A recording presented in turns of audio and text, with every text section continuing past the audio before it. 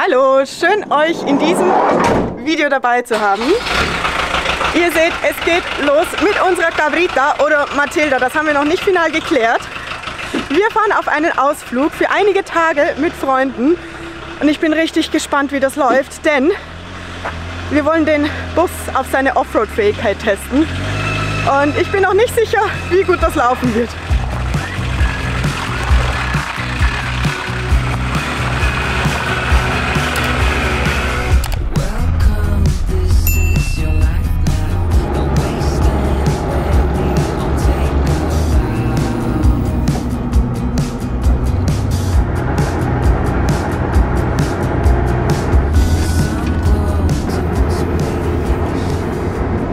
Wir haben einen ziemlich grauen Tag erwischt. Das hat der Herbst halt so an sich. So sehr wir ihn auch lieben, wird es eben auch frisch und grau. Aber wir sind trotzdem total happy, dass wir diesen Ausflug machen können. Es war auch gar nicht so geplant, kam recht spontan zustande und wir hätten auch gar nicht damit gerechnet, dass es überhaupt noch, auch zeitlich überhaupt reinpasst. Denn in 10 Tagen fliegen wir schon nach Uruguay und diesmal wird der Flug nicht verschoben. Der ist fix und das Timing könnte nicht besser sein, denn da in Südamerika, da fängt jetzt auch der Frühling an, also die beste Reisezeit. Es wird immer wärmer und wir freuen uns schon riesig, aber bis dahin genießen wir umso mehr noch mal ein paar Tage in Europa und auch diesen Ausflug.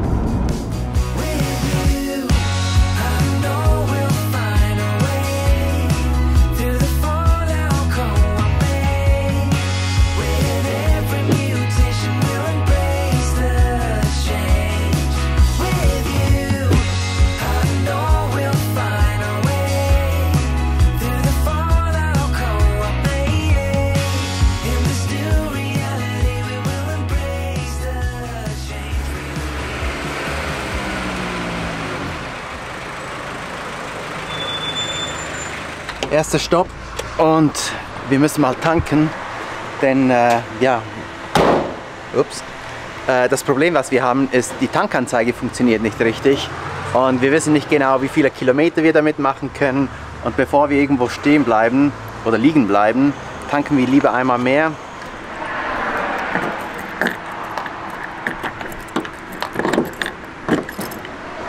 War doch der richtige.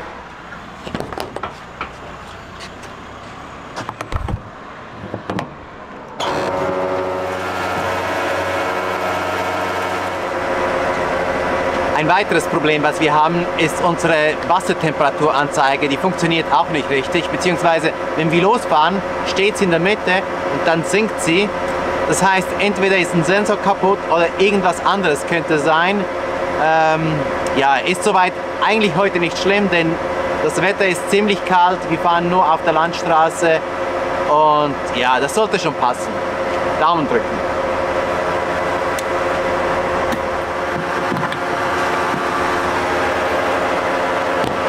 Vielleicht ist euch aufgefallen, dass wir an unserem Synchro bereits Offroad-Reifen montiert haben.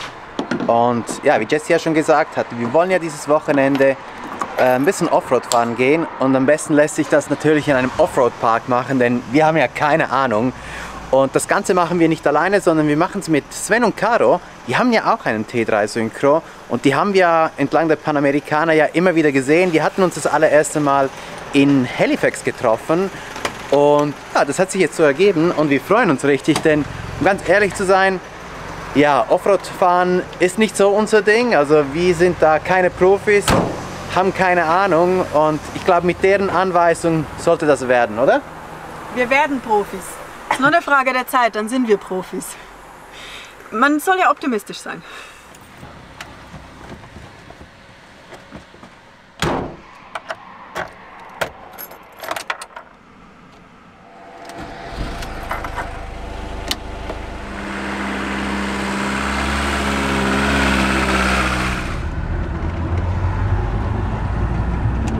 Tage kommen wir auch bei Sven und Caro unter. Da sind wir schon richtig froh drum.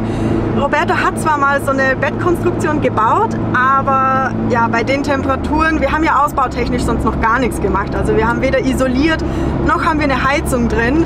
Und es wäre ja schon echt doof, wenn wir jetzt noch krank werden, so kurz vor dem Abflug.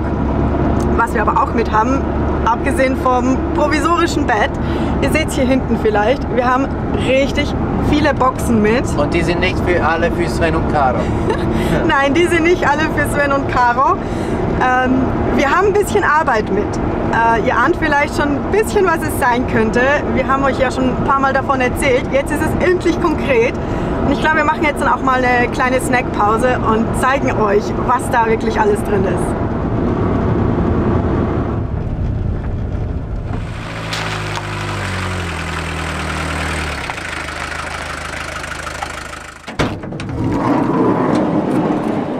Endlich können wir euch zeigen, woran wir die letzten Monate so intensiv gearbeitet haben. Ich muss nur kurz ein bisschen Ordnung machen, glaube ich, weil das ist hier noch ein bisschen Chaos. Ein bisschen. Ein bisschen. Oh. Letztes Jahr haben wir so tolles Feedback von euch zu unseren Emaille-Tassen erhalten und sogar ein paar Nachrichten, wo ihr meintet, dass es für euch nicht mehr gereicht hat, weil die Tassen zu schnell ausverkauft waren. Also haben wir uns gedacht, wir machen eine Serie draus. Und zwar haben wir gleich 2 neue Motive. Einmal Cali, aus Kalifornien inspiriert, und dann haben wir noch Kakteen, wie in Mexiko. Wir glauben, das gibt eine richtig schöne Serie. Wir hoffen, euch gefallen sie genauso gut. Sie sind nämlich auch wieder aus demselben Traditionswerk und auch wieder limitiert. Also seid diesmal unbedingt schnell genug und holt euch eure Tasse. Passend zu den Tassen haben wir die Motive auch auf Jutebeutel draufgebracht. Sie haben auch einen Boden, also es passt richtig viel rein, und mit den langen Henkeln kann man sie auch sehr gut tragen. Und seit wir das erste Muster bestellt haben, gehe ich eigentlich ohne meinen fast nicht mehr aus dem Haus. Ich finde den einfach super praktisch und gerade die Kakteen gefallen mir besonders gut. Da ich so gerne Makramee knüpfe, haben wir uns auch überlegt, dass wir doch das genauso mit euch teilen könnten. Ich habe darum die letzten Wochen ganz fleißig geknüpft und einige Schlüsselanhänger für euch gemacht.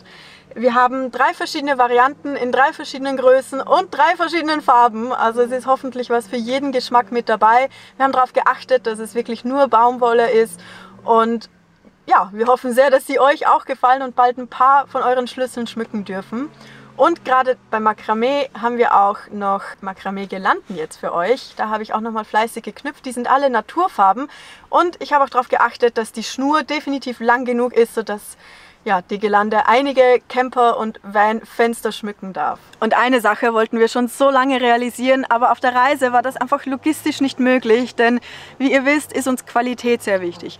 Aber natürlich auch, wie die Dinge hergestellt werden, unter welchen Bedingungen, wo, aus welchen Materialien. Und gerade bei den Materialien auch das Gefühl. Das kann man eben nur testen, wenn man die Dinge auch physisch vor Ort hat, also wenn man sie anfassen kann. Das war auf der Reise nicht möglich, aber jetzt konnten wir es endlich realisieren und wir dürfen euch unsere Hoodies, Sweater und T-Shirts präsentieren. Wir tragen natürlich heute auch unsere Hoodies, denn wir finden die total bequem. Gerade bei so Schmuddelwetter wie heute kann man sich einkuscheln, auch mit der Kapuze. Das ist einfach perfekt. Und Roberto hat seinen ja schon länger. Ihr habt den auch schon gesehen, seinen dunkelgrauen Hoodie mit dem Bergmotiv. Das war eines der ersten Muster, die wir erhalten haben, und das hat uns so gut gefallen. Aber wir konnten uns auch nicht von den Kakteen trennen. Wir fanden einfach, dass das auch ein Motiv sein muss, und gerade mir gefällt das besonders. Also habe ich das auch gewählt in dieser Farbkombination, die ich heute trage. Wir haben aber die Kapuzenpullis, die Pullis ohne Kapuze und auch die T-Shirts in verschiedenen Farbvarianten und alle jeweils mit dem Bergmotiv und auch mit dem Kaktusmotiv. Und ihr könnt euch im Shop einfach die richtige Farbe aussuchen, die passende Größe dazu. Dann könnt ihr euch euren eigenen Pulli oder euer T-Shirt sichern. Die Größen sind alle Unisex, also passen sie eigentlich für alle. Und wir freuen uns auch besonders, dass die Textilien aus GOTS-zertifizierter Bio-Baumwolle sind, auch Ökotex 100 zertifiziert sind, und sie werden alle on-demand produziert, also erst nach Bestelleingang. Das heißt, wir können auch Überproduktion vermeiden, potenziellen zusätzlichen Abfall, der unnötig wäre. Und ja, das ist uns natürlich auch sehr wichtig. Und all diese Produkte findet ihr ab heute in unserem Shop, also unter www.chippytravelers.com. Sind nicht nur diese Produkte, sondern auch unsere E-Books über Kanada und Alaska und bald auch über die USA. Tolle Reiseberichte, Informationen zum Reisen über die Panamericana und sonstige Informationen. Also schaut unbedingt vorbei. Wir sind richtig froh, dass das jetzt endlich losgeht. Wir sind auch gespannt, was ihr dazu sagt, weil für uns ist es schwierig. Wir finden die Produkte richtig toll, aber es kommt ja halt auch darauf an, wie ihr es findet. Wir glauben zwar, dass es richtig coole Sachen sind, die euch richtig Spaß machen werden. Also ja, wie gesagt, schaut vorbei. Wir packen jetzt da zusammen, müssen noch die Pakete zur Post bringen, denn ja, die müssen ja heute für euch erhältlich sein. In der Zwischenzeit muss das von der Post zum Fulfillment geschickt werden, damit sie das euch dann zustellen können. Hört sich ein bisschen verwirrend an, ist es auch, aber passt so. Also, wie gesagt, wir gehen jetzt weiter und dann würde ich sagen, ja, wir sehen uns gleich bei der Post.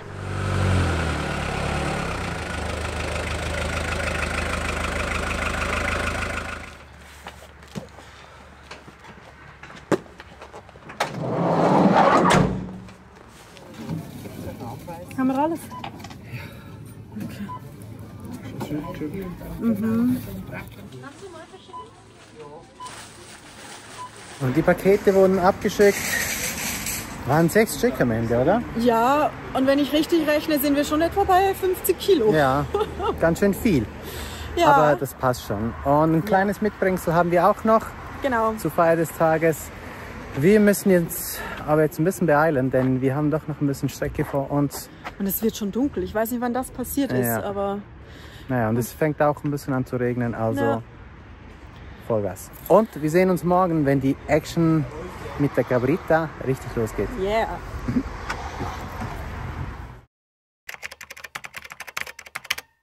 Tag 2 unseres Ausflugs und wir starten mit euch gleich mittendrin. Wir sind im Offroad-Park Bayern bei Ingolstadt. Wir sind hier schon eine kleine Strecke hochgefahren. Wir warten jetzt noch auf Caro und Sven. Ah, da hinten kommen die schon. Und boah, also es sieht schon richtig cool aus. Also hier ist überall Schlamm, Wasserpfützen, unwegsame, naja, Straßenwege. Und ja, das wird richtig cool. Ja, mal sehen. Oh, mal sehen, wie sich der Synchro schlägt.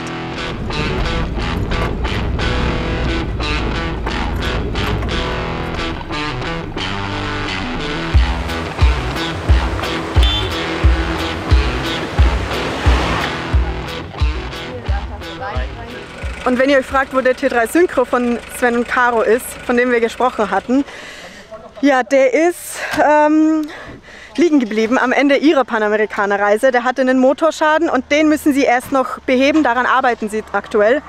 Bis dahin leihen sie sich gerade für solche Aktionen wie heute den Jimny aus der Familie aus.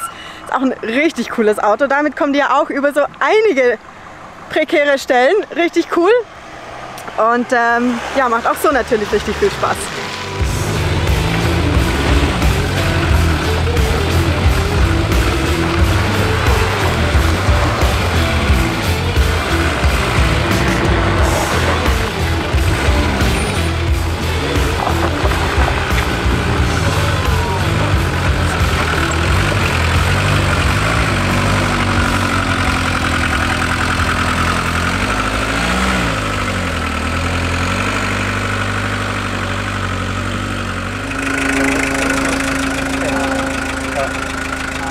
Es kann auch sein, dass du, wenn du dann stehst, dass die nicht gleich reingeht, weil du dann halt, weil die erst ineinander greifen musst.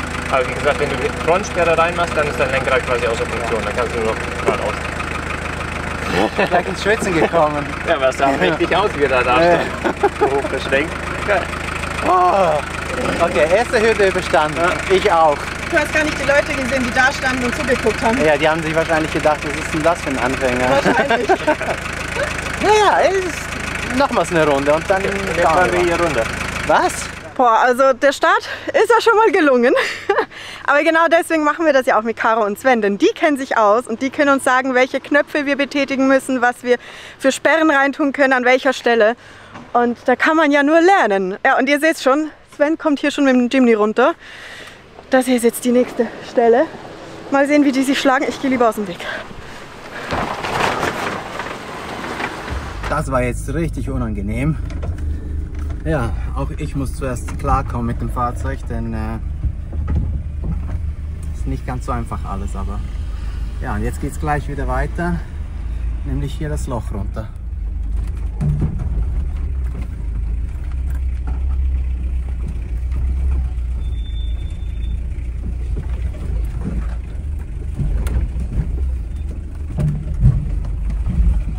Ja, wir fahren jetzt hier mal einfach nochmals eine Runde um den Park und schauen uns das Ganze ein bisschen besser an. Und dann da nochmals hoch, wo wir vorhin hochgefahren sind. Und da mache ich das hoffentlich ein bisschen besser. Ich will ja sagen, ich bin ein guter Autofahrer, aber Offroad-mäßig habe ich überhaupt keine Erfahrung. Aber ich freue mich so richtig dazu zu lernen, denn es macht schon richtig Spaß hier. Also mit dem Jimmy werden wir hier keine 2 Meter weit kommen und von dem her, ja, richtig geil.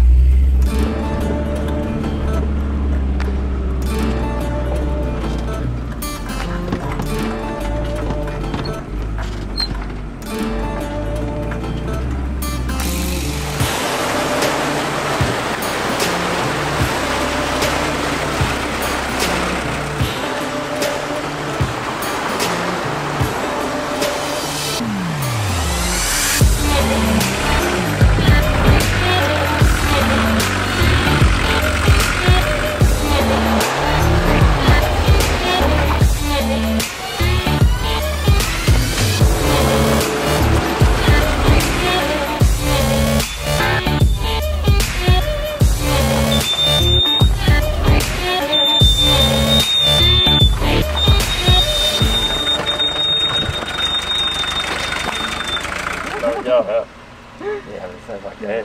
Du machst den Gang rein, fährst du einfach hoch und so ein Ding mit so einem großen Auto. Das ist So, wann wird euer fertig? Wie bitte? Wann wird euer fertig? Ich hoffe bald. Bald, oder? Vielleicht muss ich da jetzt nochmal mehr Arbeit reinstecken, dass es schneller wieder geht. Bist du motiviert? Ja. Dieses Jahr hoffentlich noch. Ja. Schon allein, wenn man euch im Rückspiegel sieht, das sieht so geil aus, das Auto, wenn du im Kreisverkehr um die Kurve fährt und das ist so ein bisschen neigt mit den hohen, mit der Höhe einfach. Also getraust du dich? Nein, aber ich muss wohl. Du musst jetzt auch. Und ihr müsst das Kennzeichen finden. Im Schlammloch. Ich hoffe mal, dass ich Mamas Kennzeichen finde. Oh, habe ich schon eingesaugt. Ah, ich bin schon lange eingesaut. Oh Gott. Und was soll ich jetzt machen? Also, Fahrzeug starten, Ja, das kann ich noch nicht. Hecksperre an, Gehgang Hecksperre rein. an, Gehgang rein. Okay, dann Oh, mir ist warm. Bremse wählen und da ist keine drin. Nee, ich habe sie schon Langsam raus. Vor. Hast du den Gehgang gefunden jetzt? Hast du das jetzt aufgenommen, wo ich Nee. gemerkt habe, dass ich im zweiten war? Also passt. Okay, Gehgang. Und dann eigentlich, wenn es runter geht, kannst du Ah ja, das quasi ist die anders. Kupplung loslassen. Aber hier Ja. ist es gemütlich, also Hier ist gemütlich. ja.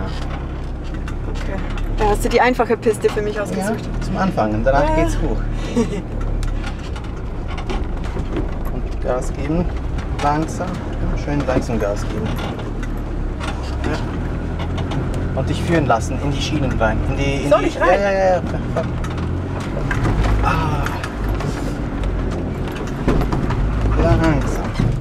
Langsam. Kuppelig. Du musst auch ein bisschen mit Wo der muss ich, Kupplung links spielen. oder rechts? Rechts. Ja, also wenn es hier ruckelt, ist das nicht meine Schuld, sondern dann ist das die Piste. Ja. Oh, es macht Spaß. Ich bin gestresst, aber positiv gestresst. Warm ist es.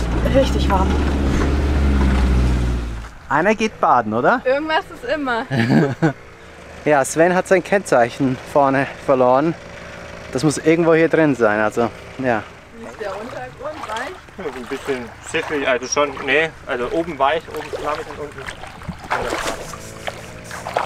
Clara, willst du nicht auch rein? Nö, ich bin ja nicht gefahren. Als Team, also der Team Spirit, ne? Genau, toll, ein anderer macht's. Das ist der Team Spirit. Das sollte Glück bringen. Jessie hat's gefunden. Jessie! Wo war's? Im Wasser. Ja, aber wo? Gleich hier vorne. Da, wo der Abflieger reinhängt. Okay. Mega. Eigentlich gar nicht weit weg. Hast du direkt bis reingegangen und ja, hier ist es. Ja, wir hatten 2 Meter eigentlich, ne? Muss halt jemand rein, der fähig ist. Ja. Und wir sind's nicht, wie man sieht. Aber hilft schon, wenn Leute mithelfen und nicht nur dastehen und lachen, wenn man was sucht. Ich habe da oben geguckt und da war nichts. Ist okay. Hauptsache, wir haben es wieder. Ja, cool. We made it. Jessie made it. We made it. Okay, let's Team continue with our day. Noch eins. Noch eine Runde. Aha, ich dachte noch ein Kennzeichen. So werden die Füße sicher sauber. Bestimmt. Ist doch voll klares Wasser da unten. Ja, und jetzt kommt mal der Profi dran und zeigt, wie es funktioniert. Oder? Schauen wir mal. Dann ganz schön lang, dass ich das Auto nicht mehr gefahren bin oder so ein Auto. Ah, wird schon gehen. Fühlt sich ganz anders an wie meiner. Ja? Ja, aber die sind alle unterschiedlich.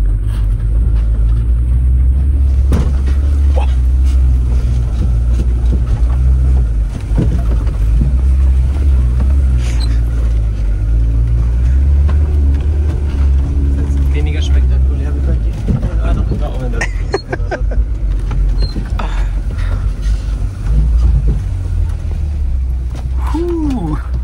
Schon einfach eine geile Kiste. Sagen willst. Die geht einfach.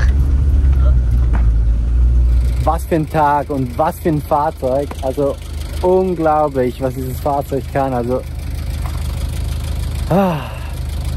schon geil.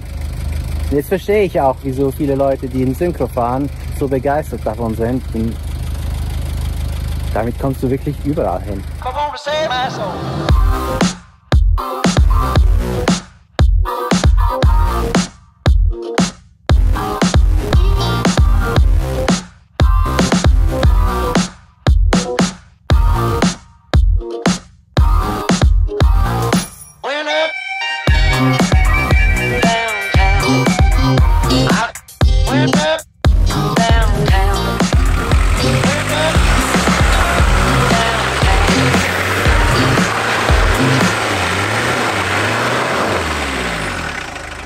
Was war denn da los?